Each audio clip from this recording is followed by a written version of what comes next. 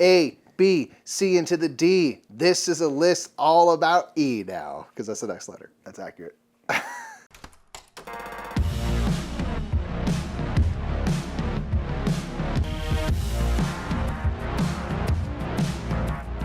What's up, everybody? I'm Mike. I'm Nick. We are the Brothers Murph, and that is the last time I will do that intro. Okay, thank you. Appreciate it. We have been going through the alphabet. We did going through the top 1,000 of Board Game Geek with every section of 100 games. We chose 10 games we really like.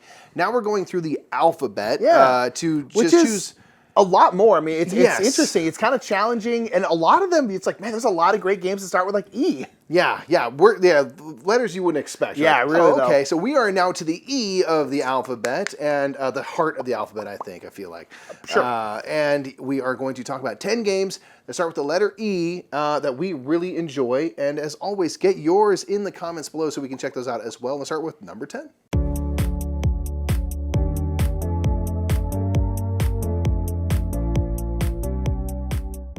Number 10 is Everything Ever. This is a party game where you are naming everything ever. We're going to be having different categories, like every princess, every Star Wars character, very pop culture-y stuff. And what's going to be is if there's two things out there, you have to name one that pertains to both. But if you have Princess and Star Wars, you could say Princess Leia and actually get a bonus for getting them both one clue for kind of both categories and stuff.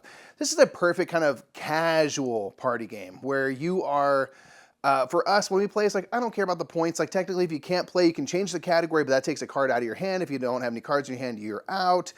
But it's just a fun game to kind of go for those deep cuts. Like, how far can we take Princess? Also, like, but are we talking about Princess Peach? Is that legal? Princess Diana? Is that legal? Like, what are all definitions of princess cool? So you can get those kind of fun moments where you argue back and forth, like, I don't think that's a valid answer, or yeah, I'll allow it and stuff like that. You can even play cards to kind of say, like, you're on thin ice, better watch it.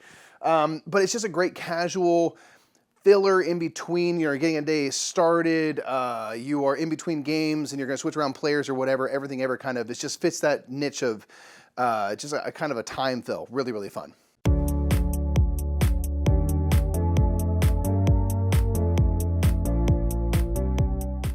All right, so our number 9 is going to be a game called Explorers by Praise Be Phil Walker Harding. Explorers is a great roll and write where you are going to set up your board that's kind of like unexplored land because you are exploring it. And everyone will set up their board in the same way, but the board is set up with 4 different like square tiles. So the good thing is you can rotate them, flip them over, and so the board will kind of look different every single time. And what's going to happen is the first player is going to flip over a tile, and that tile is going to have some kind of landscape on it. And you get to mark off a certain amount of X's if you're the first player. And then the other people around the table can mark off either the same landscape on there or the different one. If they mark off the same landscape you did, they only get to mark, I believe, 1 X. But if they choose the other one, they get to do the normal amount of X's. And you're basically you're starting in one spot where you're starting your exploration from, and you're moving around the map, going over these different landscapes, trying to reach these different things on your map. You are trying to reach keys and then trying to reach chests, because that's when you open the chest and getting points. There are like food, like apples and carrots and stuff. You're trying to reach those. You will get a certain amount of points for however many of those you have marked off. There's a whole bunch of different things that you're trying to get to. You're trying to get these different temples and things like that. Just typical, everyone's kind of doing the same stuff, roll and write. That's really, really fun. What I like about it though is like all the different scoring things and all the different tiles and stuff all have multiple different sides to them. So every single game, you can kind of play a slightly different game. It won't be massively different. If you already know the game, you won't really have to learn any new rules, but it means it's always a little bit different, on top of the fact that you don't know what tiles are gonna come out when, so it's always gonna be different because of that. It's one thing I like in the roll and writes. I love a lot of variety and quick roll and writes like that, and Explorers is a good one.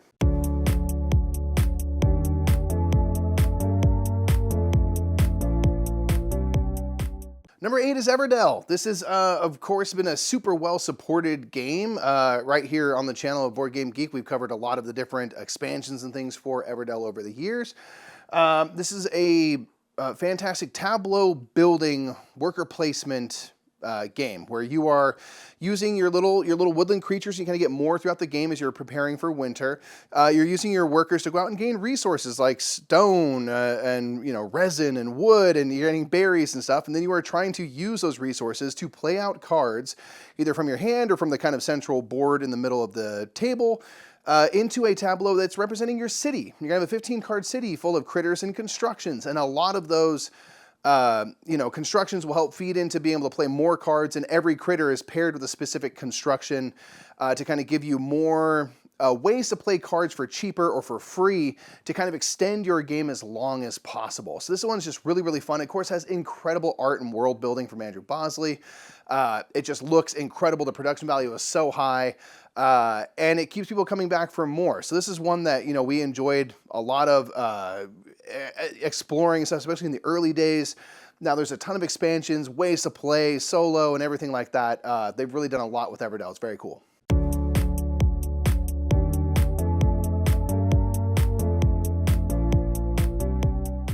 Number 7 is one of my favorite games. I'm not sure where it is by now, but I still really enjoy it. This is Ex Libris. I love the theme of Ex Libris. Ex Libris is a game where you are running a magical library, and you have workers, these kind of little gnome workers, and you are putting them out, getting books, and you're building out a big bookshelf in your library. Your books for your shelves are these cards.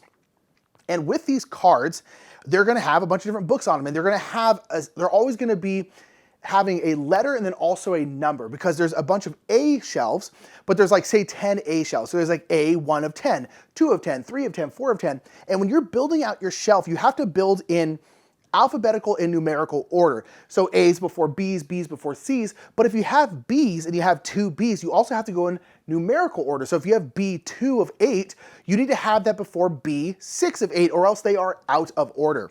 And there are certain spots you go to where you can move things around your shelf, but you're essentially trying to get these books, and you're trying to get certain genres of books because you're going to have a specific focus for your library. There's going to be a prominent works bonus where there's going to be a certain genre of books like potions, because you're in a magical world. And that's going to give you extra points. There's going to be a list of banned books. You don't want any of those books. They're going to give you negative points. But then you also need to build it your shelf in a big rectangle because you want it to be sturdy. You don't want it all like standing on like one little thing like that and like teeter-tottering all over the place. So there's all these different things to think about with Ex Libris. I really like this game. This is one of the few games on the planet that I actually prefer solo. I think the solo for this game is really, really fun. It's very simple. You can kind of just get into that puzzle that is Ex Libris. You kind of don't have to worry about anything else. And I think it's a really good time. I love Ex Libris. There's actually now a second edition, which we haven't played yet, but I really do want to because I like Ex Libris a lot. I'm surprised it kind of got a second edition, but I'm excited to play it. And so, Ex Libris.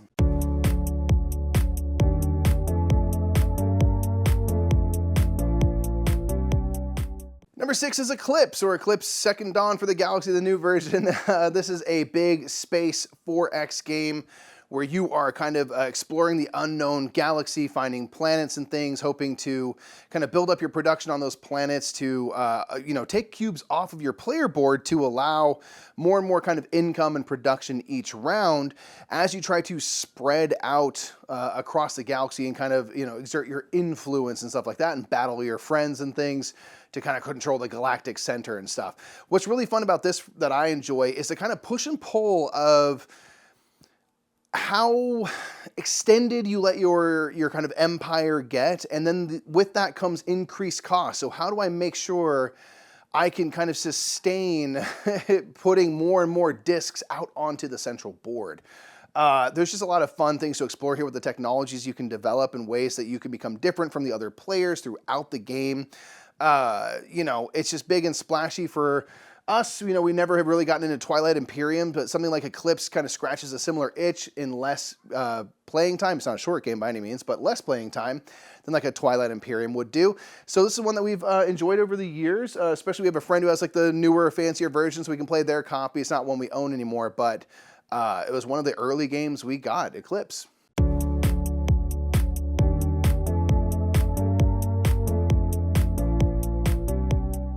Number 5 is going to be Evolution, or specifically Evolution Climate. Evolution Climate for us is our favorite evolution. There's now, I guess, Evolution Oceans, but we'll probably be in the O one is Oceans. But Evolution Climate is a game about evolution where you're going to have a species board and you're going to be putting different traits down onto this species. Like, I want my species to have horns. I want my species to have a long neck so it can reach food easier. I want it to be a pack hunter so it works in packs, or have a big shell so it has a lot of defense. And you're essentially building out your species, trying to get them to eat as much food, because that's kind of the whole basis of most species on the planet, right? It's like eat food and pass on your genes. That's kind of what every animal is just trying to do. So that's what you're trying to do. You're just trying to eat as much food as possible. Food is points. And so it's very, very interesting. And you kind of start off naturally as a herbivore, but there is a carnivore card. And if you play a carnivore card and you switch your species over to a carnivore, you then will be attacking other species, and that's how you get your food. So there's kind of some good ebb and flow with when to become a carnivore. Even if you even want to become a carnivore, you don't have to. And then how are you going to adapt to the game state and how that's happening, and defend against carnivores if there are any. It's really, really fun. I absolutely love evolution. Then evolution climate added in climate, as I'm sure you can understand. So now there's different like kind of weather events. There's going to be very fruitful times where like there's a lot more food, really scarce times. There might be like a cold snap, and all of a sudden all animals that don't have a certain amount of essentially ability to deal with the cold might lose some population. It can get really, really hot, and then animals with a bunch of fur might get overheated and lose some population, and it just adds a necessary layer to evolution. Evolution itself is actually pretty simple, and I think after a couple plays gets kind of like samey. You're like, all right, I've kind of seen this game, but evolution climate adds some more to it, and I think is really, really good, and we really, really enjoy it.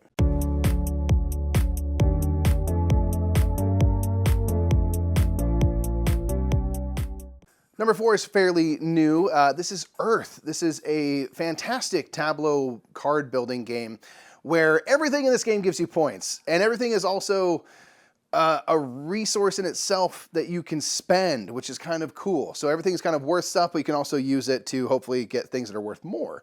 This is a kind of a game where you're always playing, which is really cool. And that means if I'm the main player and I select an action, everyone else is going to be able to choose a lesser version of the same action. And then all of the actions are color-coded that match the colors of the cards you might be playing. And so if I do the yellow action, for example, any of the yellow cards in my tableau or on my player board, I can activate as well as doing the action. So you're always doing stuff on every turn. You're trying to get these little sprouts put onto cards. Your soil is kind of the currency with which you pay for cards to play. You're building cards into a 4x4 grid, and some things will be specifically concerned with what's adjacent to them or what's in the 8 cards that surround them. So you're trying to build out those things for maybe endgame scoring or to help facilitate the kind of growth of your ecosystem. This is all in the name of building a thriving ecosystem. So I just love that you are on every turn engaged, doing stuff, focusing, building, synergizing, all that good fun stuff, and you never take a break. You're always getting to do cool things. Everything, like I said, is worth points, and so it's really about like, how do I maximize everything I can? And it's just really fun to build those super combos.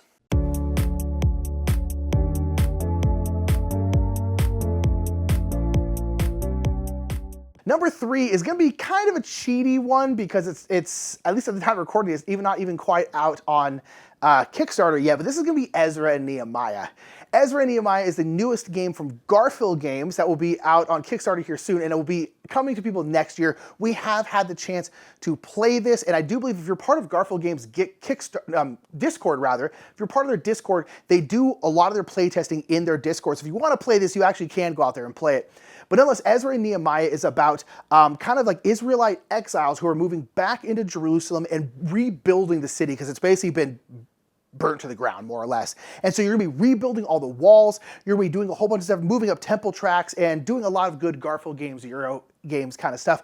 And it's really, really fun. We like it a lot. This is the game where it's kind of sold as a Garphill Games greatest hit. So if you like other Garphill games like the North Sea trilogy, the South Tigris trilogy, the West Kingdom trilogy, there's a lot of little things from a lot of those different games kind of all compiled into one game, and that's Ezra and Nehemiah. It's really, really fun. It's in their Ancient Anthology series, and we really, really like it, and we have been lucky enough to play it, and we really enjoy it.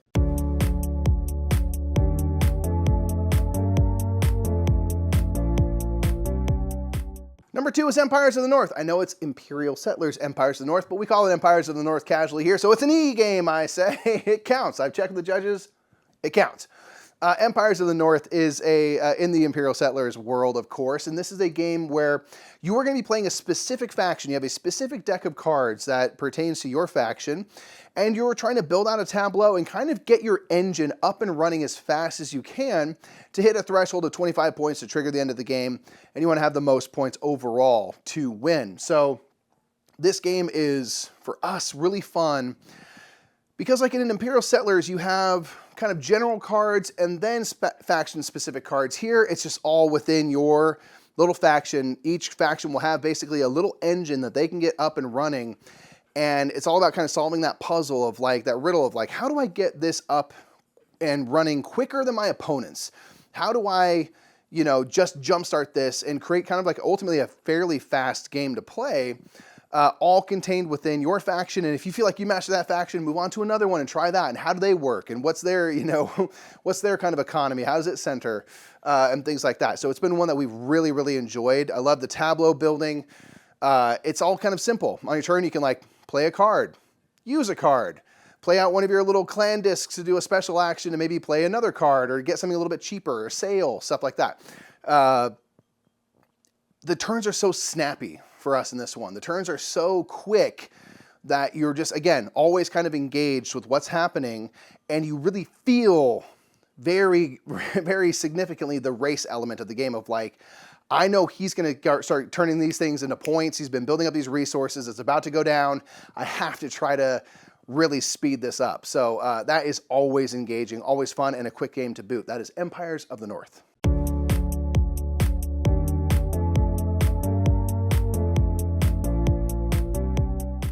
Number one is a game that I feel like we evangelize quite a bit, and this is Eco's First Continent by John DeClaire.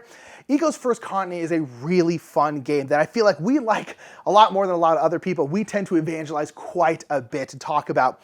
We love Eco's First Continent. Eco's First Continent is a game where you are building out a continent and you are essentially putting out animals and you're basically trying to make this continent look how you want it to look so you can score your cards the best you can. But everyone's building out the same land and water masses, and so you get this contention of trying to make things work for you, and other people are also trying to do the same things for them.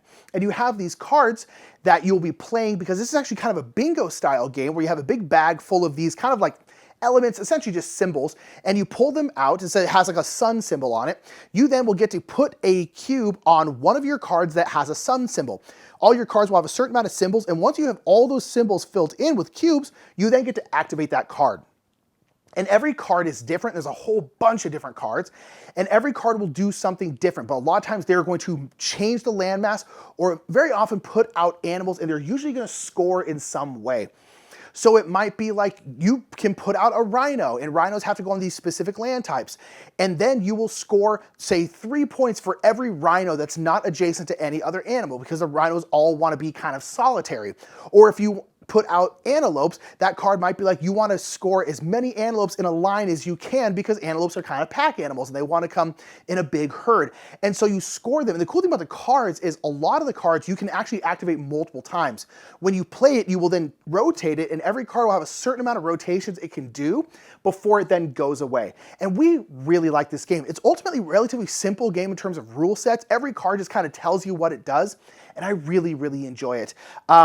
We just love it. I think it was our first John DeClaire game we ever played, and we really, really like it. And it's a big evangelism game for us, and that is Eco's First Continent, our number one. So that was 10 games that start with E. There's a whole bunch of them. Let us know again down in the comments below. There's some a whole other series, games. the exit games. Yeah, You know? I There's guess so many that's right. games, That's right. so many There's more. so many of them. So that is, put yours down in the comments below, and we'll see you next time for F. My name is Nick. I'm Mike. We're the Brothers Murph. We'll see you later, everybody. Bye.